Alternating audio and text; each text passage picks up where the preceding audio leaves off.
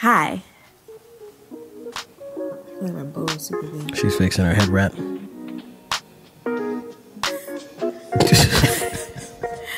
Hi, I'm Mrs. Melanin. And I'm Beleaf Mel. And we're here with episode 12 of How Married Are You? Thank you guys so much. Those of you who have been supporting us on the Anchor platform, the Anchor app. Thank you. Thank you. I think we're making about $35 a month off of this podcast. Thank you. And that helps so much. Yeah. I would like to get some new mics. We already have one mic. This other mic Yvette is using is for like my recording stuff, but I really like to have just specific mics for the podcast so we can always stay set up. It'll be really easy for us to get this thing going when we do have to get it going. So thank you guys for supporting us on Anchor. And that's really easy to do. Just go to the Anchor app and send us a little voice memo. Just click on the How Married Are You podcast and then just send us a voice memo. And that's really easy to do. Big shout out to Tuambo, who sent this next message, which is very beautiful. What's going on, How Married Are You family? This is Donald Gaston Jr., producer of the How Married Are You podcast, and you're listening to Words of Affirmation. What we're going to do right here is go back. Hey Glen, hey Yvette, greetings all the way from Berlin. Just wanted to say, really enjoy your podcast. It's funny, it's informative. It gets me thinking, gets me and my husband thinking, why do we do certain things? It's helping us ask questions in our marriage when we really didn't want to ask. Freak, y'all, and you don't stop. To the beat, y'all, and you don't stop. A freak, y'all, and you don't stop. To the beat, y'all, and you don't stop. A freak. When we really didn't want to ask them or didn't know how. And so, yes, you are doing the Lord's work with this podcast. Love you guys.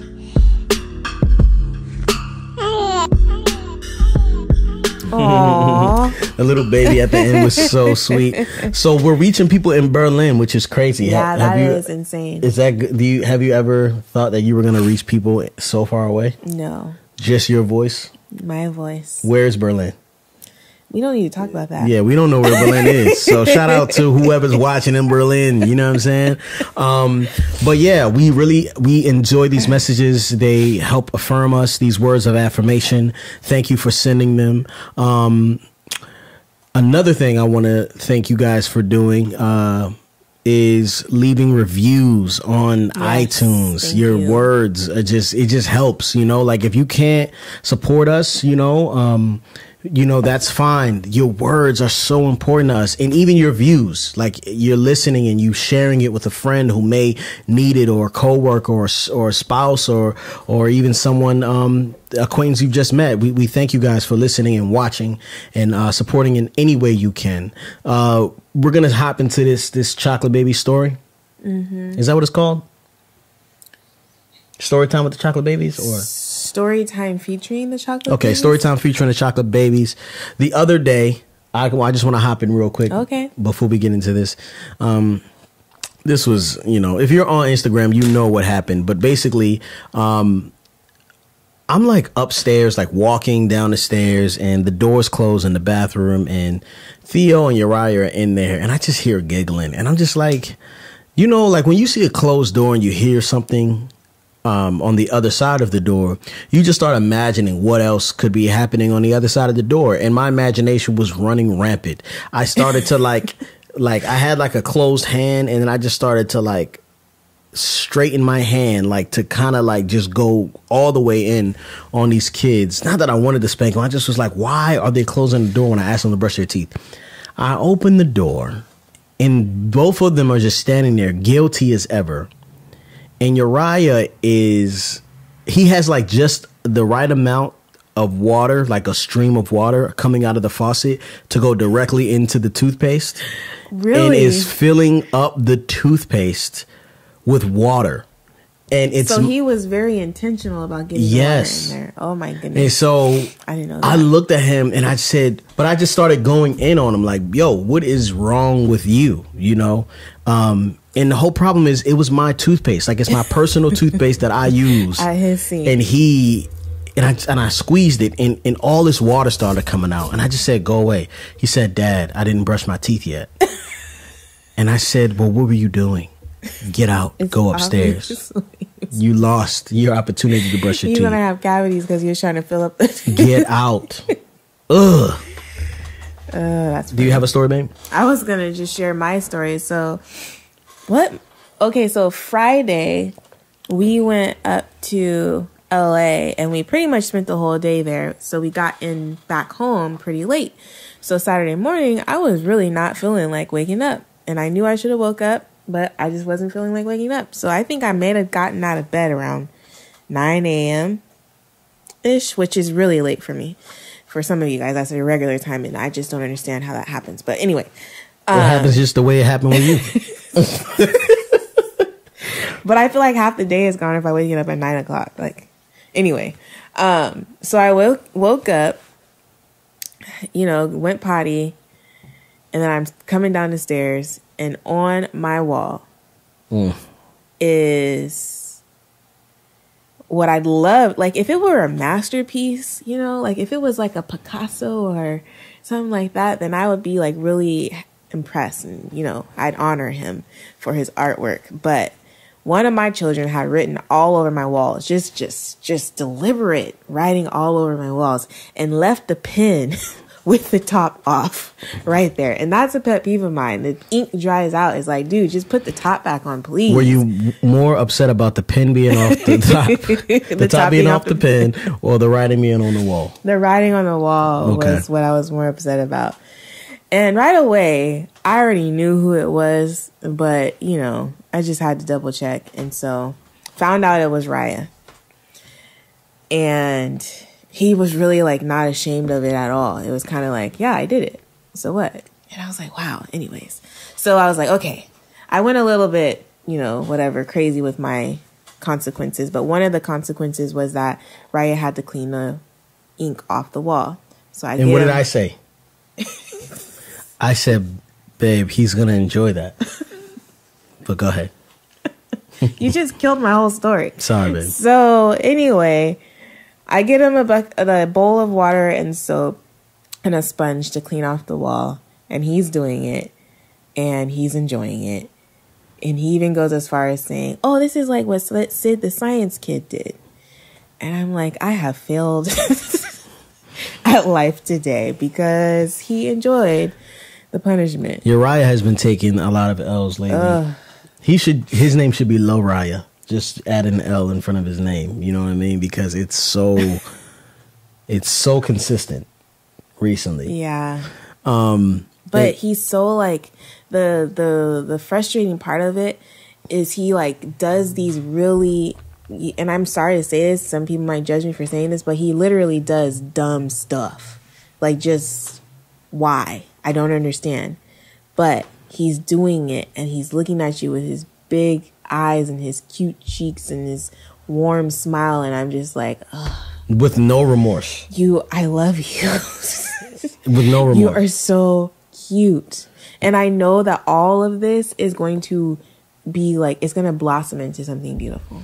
Well, the thing is, like, it was a work of art. That was his work of art. It just wasn't your cup of tea. It wasn't your preference.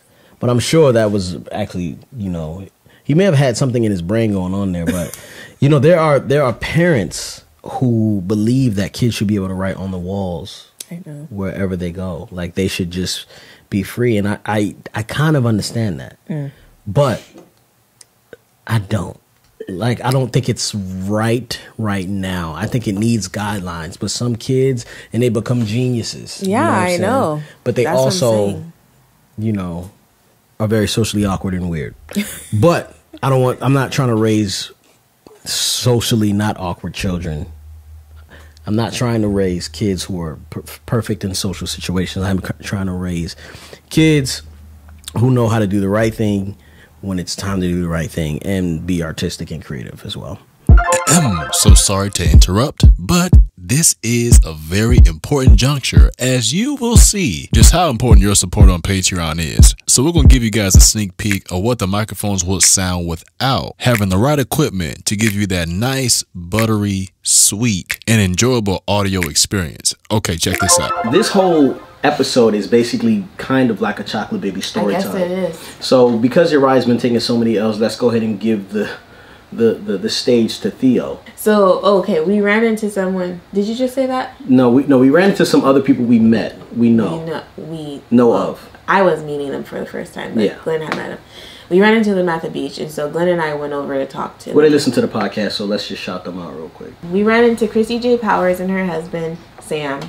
And Chrissy actually has a podcast called Yes Babe. Yep. So, anywho, we were chatting with them, and while we were away, so I actually left the conversation to just come back because I felt bad for leaving our kids with the other family that we were there with. I come back, and the husband tells me, or was it the wife? Someone told me that Theo had told them, which is kind of embarrassing.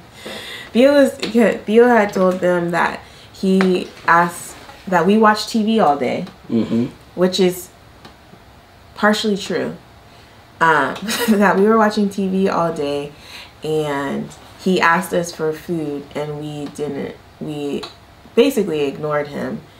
And so he kept asking and we kept ignoring him. And so he went downstairs and made himself burgers and pizza. And so yeah, they told me this story and I'm like, okay, so we did watch a lot of TV today.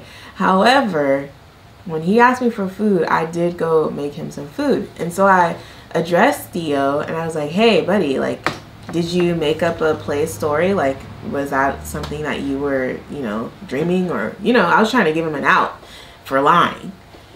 And he went with it still. And I was like, what? Theo. And so basically I had to affirm them that I did feed my child. And I think they knew he was lying because of the fact he said he made himself pizza and burgers. Like, it was a little bit elaborate of a story, but it was still kind of like, man, what? Anywho, that's when Glen comes in. Yeah. So a couple days later, or was it the next day? Yeah. So the next day, Theo comes to me, and I reprimanded him. So after he told the people at the beach that we watched TV all day and he fed himself and made himself pizza and burgers, I said, man, since you like making up stories, you're not going to be able to watch TV for the rest of the day, and I don't want to hear anything else about it, And he was like really upset, and I followed through with that. And then the next day, he just kind of strolls into the garage and he's like, hey, Dad, can I talk to you? You know what I mean? And I'm kind of like, I'm in the middle of like trying to edit this Creators for Change video. Like, I'm kind of like stressed out, and he can tell I'm stressed out. But I said, what's up, man? And then he was sitting there talking to me, and I had my back toward him. And then like when I heard him apologizing, I turned around and I was like, okay, he's making an effort to like kind of come clean. So I turned around and I started listening like fully to what he was saying. And he said, I'm sorry that I lied, but you don't pay. He was basically trying to say that I was missing something, and that's why he told a lie. Like, he gave a reason to why he was lying. And I'm kind of like, man, I don't really care what you have to say. Like, there's no good reason for you to tell a lie like that. In my mind, that's what I'm thinking. But I just kind of let him talk because I felt like he was sitting me down. Like, he came in with this authority and was like, I have to talk to you. You know what I mean? Because this is not just my problem, it's yours. And in the video, he goes on to say that, in the discussion, he goes on to say that I am distracted by my work and I need to spend more time with my family because work is distracting me, and that I can only work when I'm going to make money. Otherwise, I can't work. And it was a very adult conversation for a 5-year-old to have. I was offended, but at the same time, like, intrigued. And I thought it was a good opportunity for me to kind of like self-reflect, because I think he was speaking a truth that he notices. And so he's noticed that when Yvette came home, I am not like the main caretaker anymore, and I'm not like rolling around on the floor and like fighting like as often as I used to. And so he's telling me that I need to keep doing that. And he says I'm distracted and I'm not spending enough time with my family. I totally understand that. But to him, like, he does not understand that I'm actually more around, you know what I'm saying, like, than other people are. And I know I shouldn't be comparing myself or my situation, my family, to anybody else, but I feel like that's the only way I can, like, that's the only way it makes sense. Like, he doesn't really know what his life is like. Like, he doesn't understand that this is rare. Yep. So now do you see why it's important for you to support us on Patreon? Okay, that's enough. Back to the show. Because I did record it. And actually, let's play some of that audio right now. You go in the garage.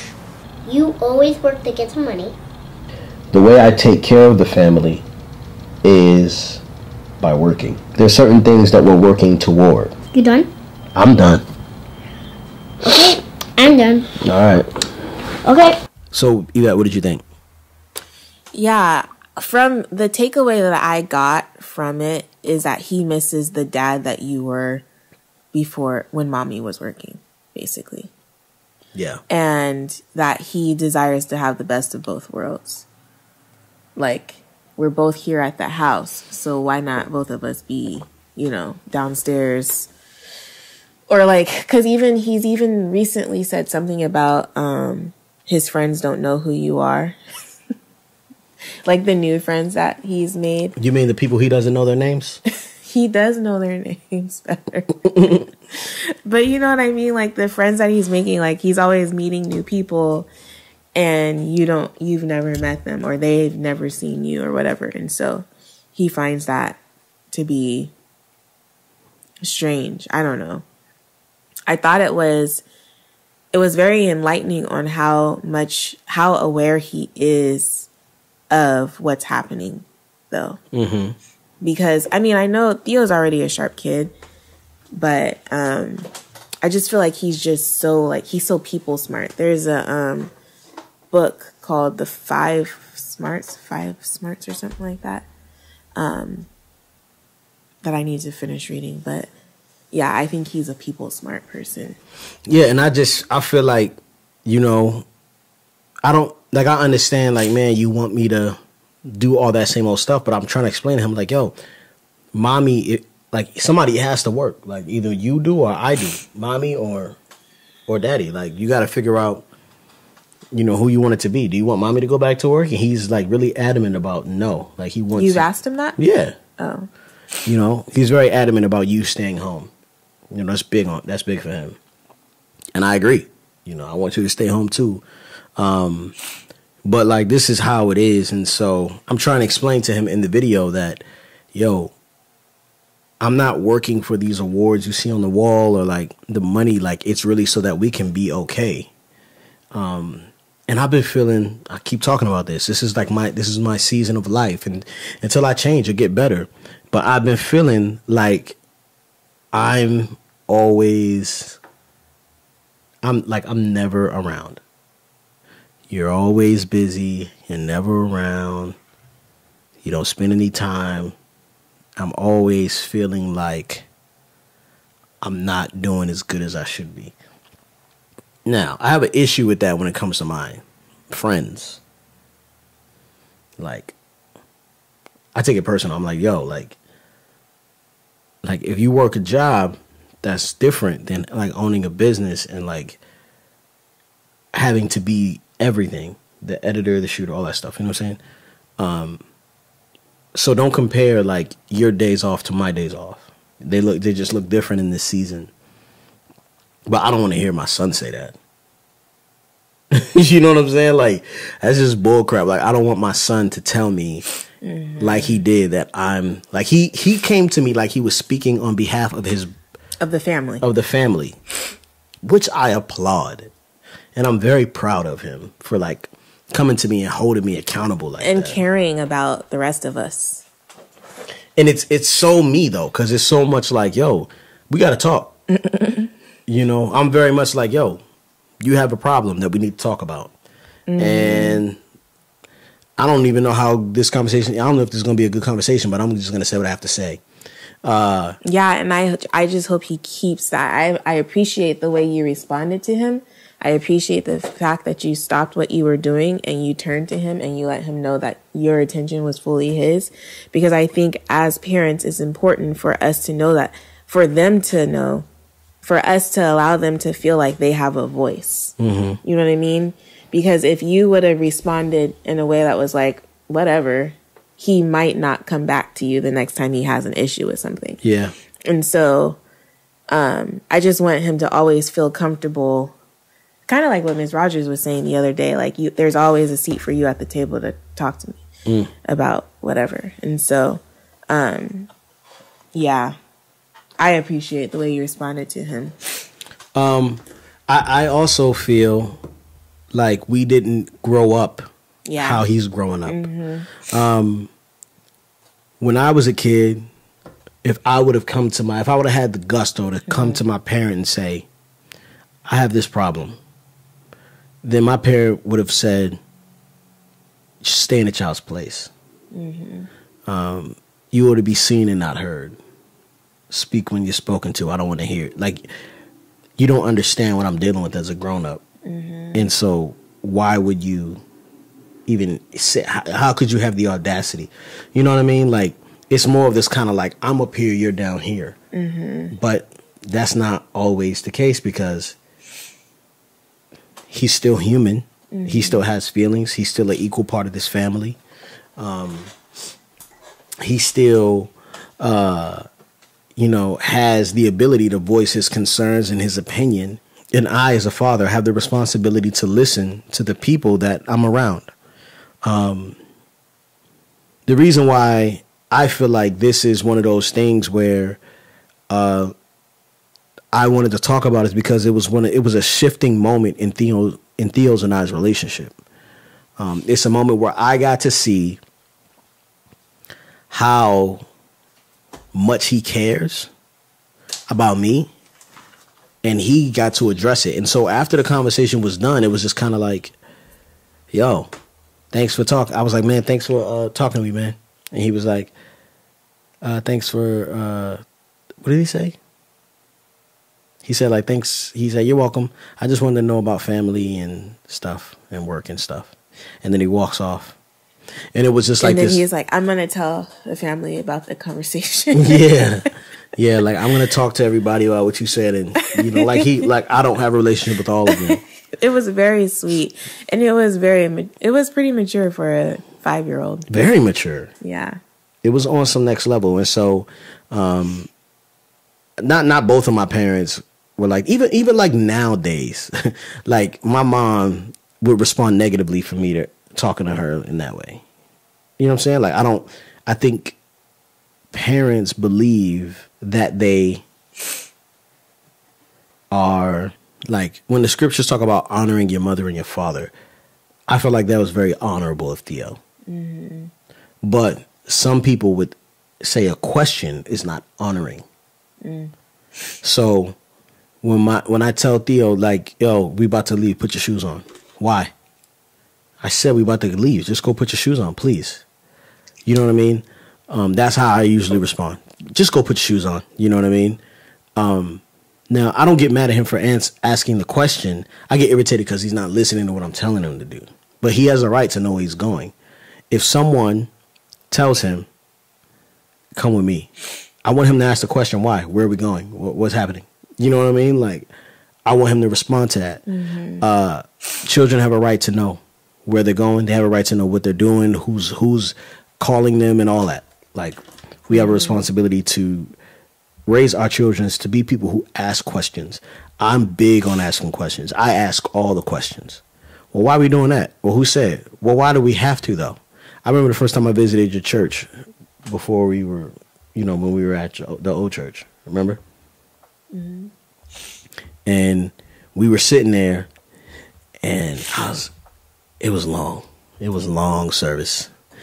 And I was sitting there, and I was like, man, I'm hungry. And I was like, I don't know what I said about food, but you were like, it's no eating in the sanctuary. And then you reached into your purse and pulled out some snack and snuck it in your mouth. I did. And I was like, what? That's funny. What is happening? I don't know. And you were like, there's no eating in here. Oh, so yeah. So you had to hide. Eating it, so I was hiding it. Yeah. But I was like, why? Why can't you eat in here? And it's just rules, like rules. And I'm one to always question the rules. So I'm okay with my children for questioning me in that situation. So you're okay with your children questioning the rules, but are you okay with your because you know Raya Bo, his questions. Oh my gosh. They just go on for days and days and days. Yeah, because he'd be like, Dad, can I have some? Nah, buddy. Why? Because you can't have it. This is grown-up drink. Because it's gonna make me sick? No, buddy, it's just not. It's not yours. Why? Like he just keeps going on and on and on. And I was talking more like, what question did he ask me the other day? He said, Mom, where does the moon live? Oh my gosh. Because it was like morning and he was like, where did it go? I was like, oh my Man, you trying to make it through your Thursday? Yeah. Trying to figure out what's the point of your life. And he asked you a crazy question like that. It's like, what? In space. And then he'll be like, what is space? Where does space live? Ugh, so much. Anyways. Yeah. So I don't know, this is kind of breaking into a new topic. Some people have asked us to talk about what it's like to be married to a creative. But I feel like this is an indication of what it's like. Like, you know what I mean? Because if you were a banker, you go to work Monday through Friday, 8 a.m. to 5 p.m. We know that you're off Saturday and Sunday. But as a creative or an entrepreneur, your hours are not set and your off time doesn't always align with ours. And so as your family, we're like, dude, we want to hang out with you. We want you to be a part of some of the things we're doing, but do you have time to do that? Yeah. Yeah. And that's weird too, because I feel like I'm more free as a creative, but at the same time, I'm building an infrastructure that's boxing me in and forcing me to be routine and productive. What? I would say that your attention is sometimes split between everything that's on your to-do list and hanging out with us. Yeah. So it's kind of like, for me personally, I don't know where Theo's coming from, but for me personally, like, I don't mind if we just have a lackadaisical day where we're just wandering in the streets with no, like, purpose, but to be in each other's company. But I feel like sometimes you don't enjoy that as much because it's not like we're doing this. The interesting thing is that, like, I guess I haven't been as present as I used to be. And that's very scary because that's my whole shtick. That's like my thing. Shtick. Just shtick. It's a new word? No, it's very old. Shut up. You shut your mouth. You apologize. Don't do this. But how do you spell it? I don't know how to spell it. I don't know how to spell shtick. I think it's a Jewish word. It's like your thing. You're like... If I don't know how to spell a word, I always open up my phone and I voice memo it. Or I voice... what's it called? Shtick. What is it? Say it. Shtick. Shut up. It's spelling it stick, guys. S-T-I-C-K. Don't do this. I really need to know what this word is. Okay. Anyway. Oh my gosh. Yeah, like being present is my whole theme. You know what I'm saying? But I feel like I am present. Am I not present? Yvette. Stick is a theme or is gimmick. A comic theme or gimmick derived from the Yiddish word stick, meaning peace. I told you. I knew what I was talking about. Sorry, I had to double Keep check. going. You don't Babe, want me to... Do you feel like I'm present as a father? Yes, you're present. Like I'm not like just here, but am I here when I'm here? When you're here, you're here. You're very present. Like when you're there. So this is my issue. Huh. When I do have work times and I'm obviously working, we come in and you come in and you bombard my imagination. It's because we want to be... You drop truth bombs when I'm in a creative space. When I'm in my brain and things are working and I'm skipping through a metaphoric dandelion grove. He has his eyes closed and he's grooving right now, guys. And I'm kicking up the dandelions and they are just like flying everywhere. And I'm snatching the dandelions and making colors and pictures out of the dandelions, right? Like, and I'm doing this amazing thing. You guys come in and say, Dad, can you wipe my butt? Babe, hold her for a moment. And then now he comes in, hi, how wow. And Theo comes in saying, Dad, we need to talk. Exactly. And so it's not that I feel like, you know, always the same thing. If I could just get ahead, maybe be a little productive for a little bit, I'll give you your time. Mm-hmm. We'll have plenty of time. But when this person wants to go to Tennessee on a road trip, this person wants to go jump in the trampoline, this cat wants to ride on my back, Anaya wants to sit on my lap without even giving me any sugars. Just sit right on my lap. I'm over it. And so that is why I lack presence in some of those moments. But no excuses. You are right. You guys are right. Theo's right. I have been falling short of my poetry, as I like to say. So, scripture that kind of came to mind. 1 Timothy chapter 4, verse 12. Let no one despise you for your youth, but set the believers an example in speech and conduct, in love, and in faith and in purity. Like, I feel like that is Theo in a nutshell. I mean, he did lie about some crap and start up like some drama, but he's fearless when it comes to that. You know, Uriah's fearless in a totally different way. A physical jump off the couch head first at parkour when he jumps off the top wall. Like, without even thinking, he just leapt. He just leaped. I was like, what is happening? Y'all, that wall. Okay, so Glen. Sidebar. Yeah, sidebar. Glen, Theo, and Uriah were all up on top of this wall. And we were at a parkour gym.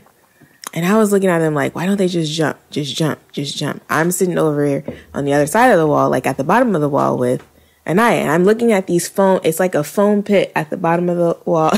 And then what was that? A trampoline type thing? It wasn't a trampoline. It's just a pad. It's just a soft padded area for them to jump and land. So if you like fell on your butt, it wouldn't hurt. You know, whatever. And so I'm watching them and I'm like, just jump. And eventually, all three of them do jump, and then it's my turn. But tell them how scared I was. Like, oh yeah, you were like talking about me. I was making fun of Glen because Glen literally like was sitting up there like a wimp, and I think all the kids were jumping. All these little kids were just jumping. And I think that our children were like really trying to encourage him and convince him, like, Dad, you can do it. Like, jump. And I'm looking at him like, Glen, jump. Like, what's wrong with you? You punk, jump. And so, yeah, so it all happened. And I was like, you know what? Let me go up there and jump. Oh, Glen asked me, are you going to go jump? And I was like, yeah. Y'all, I got to the top of that wall. That wall, it's all about your perspective and your point of view, because I tell you what, being at the top of the wall and looking down, it was so far. It was so far. And Ryabo just jumped off that wall like it was nothing. He just jumped, y'all. He just jumped. He had terrible posture. He jumped, his neck would look like it snapped back. It was so bad. So I got up there and there was like, what? Uriah is like, if your friends jump off a bridge, would you do it? Yeah. But Uriah is also a leader. Like, yes, he is a leader. They're like, yeah. Anyway, go ahead. You were on the wall. So I was on the wall and I was like, I can do this. And I tried to convince myself. But mind you, I didn't have my children up there encouraging me like they were encouraging their dad. I was lonely. So there was like this one like level to get to before you got to the bottom of the wall. And so I decided I need to get down. So I'm going to like, I didn't even jump. I just like climbed down. I hung sheepishly. Just folded into the foam pit. Yeah, I went down to the one level and then I fell into the foam pit. And even from that level, it was scared. It was a lot. This is not the business. And I will never say another thing about these children. Because I'll be sitting in boys' class sometimes waiting for them. And I'd be looking at the kids like, oh my gosh, just go. Like, do it. Just run. Just, you know. But you don't know until you're there. Mm-hmm. But anyways, that was the rabbit trail. Let's wrap it. Are we done? Did we have closure? Yeah, I just read the scripture. That's all I got. All right. Babe, how married are you?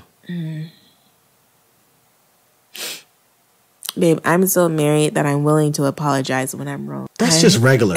That's regular human behavior. Whatever, cool. Okay, I'll get something else. Babe, how married are you, though, in the meantime, while I think? I'm so married that... What day was that? Friday. You made fun of me all day on Friday. All day? Most of the day. But it was about one thing. It was about one thing, but you made fun of me, and then you exposed me to the internet, and then they made fun of me. And Yvette's fans are ridiculous. Might I say that you guys have issues taking her side? She's not even always right. They didn't all take my side, babe. Most of them did. Most of the women did. It's void. It's void. And so I pronounced the word void wrong. VOID. He made it 2 syllables when it's a 1-syllable word. I pronounced it void. Because that's how I always read it. And I don't know why I was so tickled by it, but I was so tickled by it. And she laughed all day long. Y'all, though, I was listening to him talk about something, and I was like, what is that word? And I was using context clues, and I was like, I think he's saying void. And I said, babe, void? And he goes, yeah. But anyway, she made fun of me all day, and I promised her I was going to get her back and retaliate. But everybody was like, Yvette, he's always putting you on blast when you're watching your shows, which is very true. When I'm just sitting in my home, babe, this is my How Married Are You? This is not your moment. Listen, Yvette made fun of me all day on Friday, and she got her fans to come at me, and I didn't retaliate. I just took the high road. He didn't retaliate yet. We all know it's coming. No, I'm not going to say anything. Okay. I'm not going to do anything. I don't believe I took the high road. I did not retaliate or get you back. I'm going to just keep being me, and you going to keep being you. But best believe there will come a moment where you fall short of glory. And I take it down. But it's not going to be because of this, though. It's just going to be because you're slipping. Babe. And the thing about Glen, y'all, is he will... The thing about Glen is he will, like, you might pinch him and he'll cut your arm off. Like, no. Yes, babe, you don't know how to retaliate equally. Your retaliation is 10 times worse than what someone did. It's true. That is true. I know it's true. I'm telling you it's true. Anyway. How married are you, babe? I'm so married that I'm willing to play Russian roulette with my with What is happening? I don't even know. I was going to bring up what's happening after this, but I didn't. My gosh, no. I can't do that. Let me think. I'm so married that this is actually hard. I don't know if we can do this every episode. You better figure out some stuff to be good at.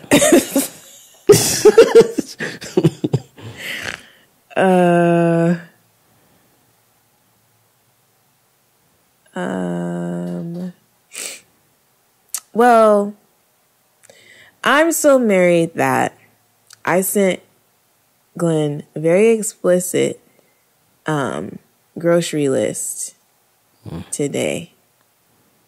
And I didn't say anything about the fact that he didn't do it right. What? You just brought it up. And mind you, oh, gosh. You're not. I'll tell him myself. I sent him to the grocery store once, and then I forgot I needed a couple of other things. So he came all the way home and I had to go all the way back to the grocery store. Okay, that's it. But babe, I said, can you get me 3 red bell peppers? 2, I told you how many of each color. You said 2 yellow, 1 orange. They didn't have any orange. I got you 2 yellow, 1 red. But I said 3 reds.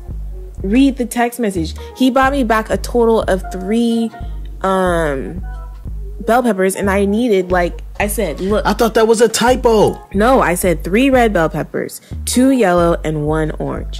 You didn't say and. Oh, you did say 1 orange. He brought me back 1 red bell pepper and 2 yellow, or was it orange? 2. I was like, what? See what happened next time I go to the grocery store. But this is the 15th time. I guess this is not how married I am, because You are terrible. I'm horrible, guys. And that's just how married we are. I don't know. I'm horrible at this. Uh-oh. Somebody's waking up. We're waking somebody up. Whatever. I'm mad. Are you really? No, but come on now. Okay. So, are we going to say it? And that's just how married we are. Let's do it again. Because I wasn't looking at the camera. I was looking at the thing. And that's just how married we are. I don't have my ring on. You never did.